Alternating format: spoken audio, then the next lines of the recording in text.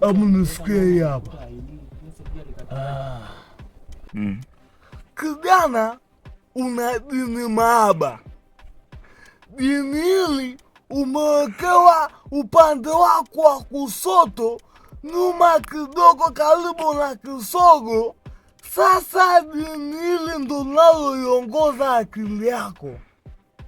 Ndo maana kuna muda unasema jamani nipate kazi, ukiwa na malengo thabiti kabisa. Hii ya leo nitajenga au nitakuwa na mtaji wangu wa maisha, lakini ukisapata ile hela, maskini wa Mungu, unasema hapana, mimi sijaumbwa kwa ajili ya maisha haya. Unaamua ngoja nikausuze bakola kidogo.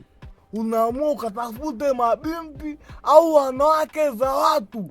Maskini wa Mungu, unemalizie hela yote unaipata kwa shida. Pole sana kijana, lakini usijali, kwa sababu leo umefika kwa mganga. Mimi leo nitakupatia dawa.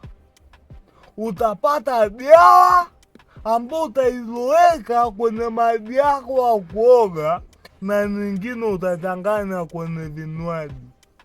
Sawa kijanangu bana, utapona. Hii na imani kabisa unaenda kupona mazima, lakini kwa sauti moja tu. Kuanzia sasa ukaoe, hata kugeuza mkono wako kuwa mkeo. Tumeelewana vizuri?